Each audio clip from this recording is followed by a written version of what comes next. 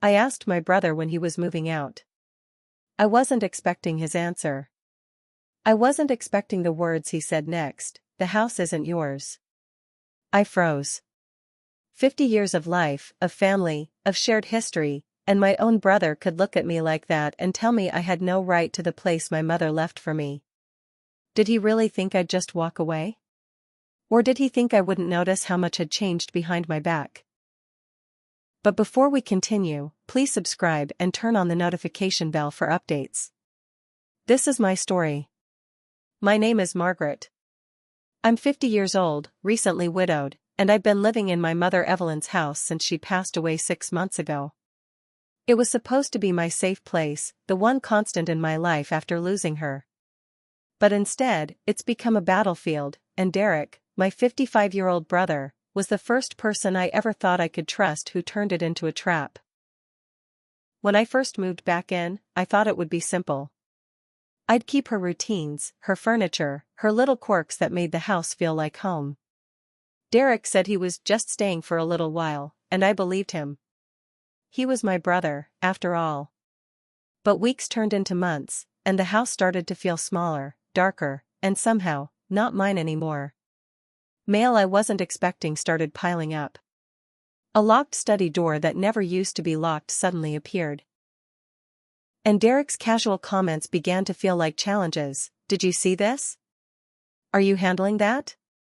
It all came to a head the day I asked the question, "When are you moving out?" I thought it was reasonable. After all, this was my home, the home my mother had left to me, or so I thought. And then he said it. I'll never forget the look on his face. Smug. Controlling. Like he had planned this. Like he had always been planning it. And his words cut deeper than I ever imagined. "The house isn't yours." I could feel the weight of betrayal settle on my chest. But it wasn't just about the house. It was about trust. About family. About knowing that sometimes the people you love the most are the ones who surprise you in the worst possible ways. And that's when the real trouble began. A week later, Derek called me about something completely unexpected, the property tax. His question? "Did you pay it?" And when I looked at the email attachment he sent, I realized that what he'd been hiding wasn't just selfishness, it was deliberate, calculated. But what came next would change everything, and no one saw it coming. Have you ever been told something you knew shouldn't be true? That's exactly what happened when I confronted Derek about the house. I thought I knew my mother's will inside and out. I'd been there the day she signed it, or at least I thought I had. But Derek, with that cold, calculating look, told me something I never expected: the will was changed. "It's private." Private. The word hit me like a slap. Private. As if everything my mother had built, every promise she had made, could just be locked away behind a secret door. I asked him to explain. He shrugged, his expression carefully neutral, like he'd been waiting for this moment. "It's nothing you need to worry about," he said. "Just focus on what's yours, when the time comes." But the way he said it, I could feel the hidden meaning in every word. Hidden from me. Hidden from the person who had lived in that house her whole life. And the more I pressed, the colder he got. It wasn't just his tone, it was the way he avoided eye contact, the way his hands tapped impatiently on the counter. It was as if he wanted me to leave, to back down, to forget that this had ever been my home. I started thinking back. Was I imagining things? The casual remarks, the small manipulations, the way he always seemed to know more than he let on. Could he have changed the will after Mother died? Or had she really written something different, something I wasn't supposed to see? The questions were eating me alive. I tried to keep calm, to reason with him. I reminded myself, Derek is my brother. We've shared a lifetime of memories. But the truth is, family doesn't always mean fair. Sometimes, family can be the first to betray you when you least expect it. And then, just when I thought I could gather my thoughts, he did something that shook me even further. A week later, he called. His question was casual, almost innocuous: but the tension in his voice made it clear it wasn't. The property tax is due. Did you pay it? Did I pay it? I hadn't even seen the notice yet. And the email he sent with the attachment made my stomach drop. But what I saw inside that attachment, that would make me question everything I thought I knew about my family, and my mother's wishes. Have you ever opened an email and felt your heart sink before you even read it?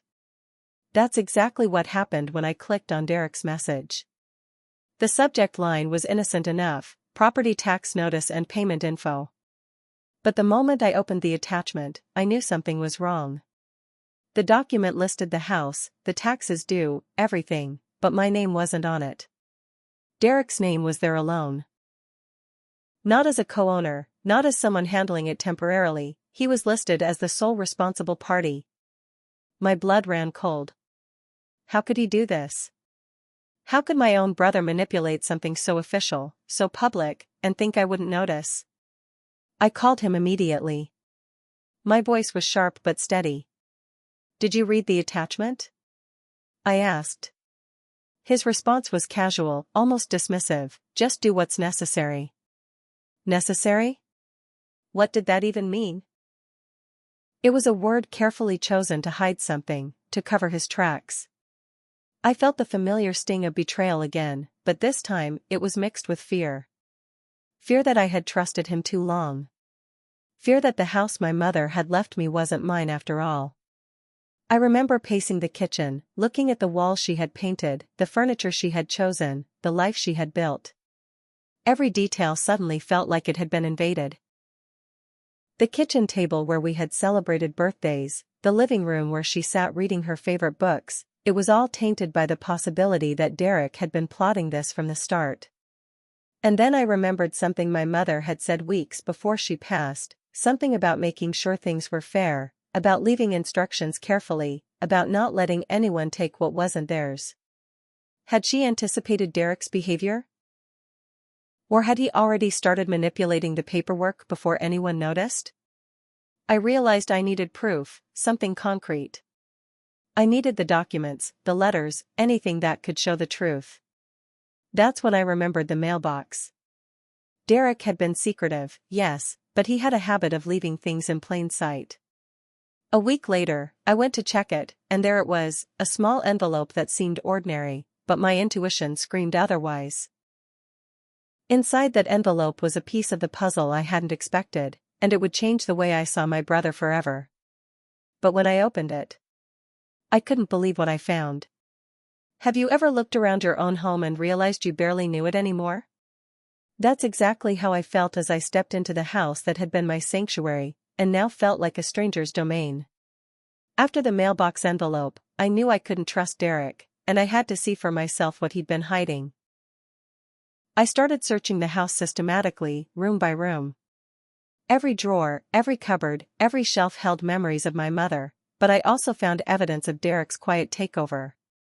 There were old bank statements, letters tucked behind photo frames, and accounts I didn't recognize.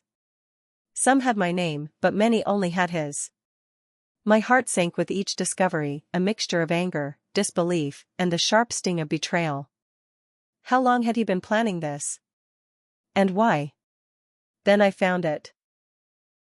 A small, nondescript folder in the study, the one room he always kept locked. My hands trembled as I opened it. Inside was a deed transferring ownership of the house. My mother's name was there, of course, but so was Derek's, dated after her death. I felt my knees weaken. He had tried to claim the house legally, without my knowledge. He had manipulated everything to make it seem like I had no claim. I remembered my mother's quiet words months before she passed. "Margaret, take care, and make sure it's respected." She had left clues, hints, a path to the truth, but Derek had been trying to block it all. Suddenly, the betrayal wasn't just emotional, it was concrete, legal, undeniable. I paused and asked myself, how far would I go to reclaim what was mine? Could I confront him directly, or did I need to gather every scrap of evidence first? Every instinct in me screamed to act, but caution whispered that this was bigger than a simple argument. And then came the final surprise. Among the papers was another envelope, official, stamped, urgent. My hand shook as I held it, realizing this could finally settle everything.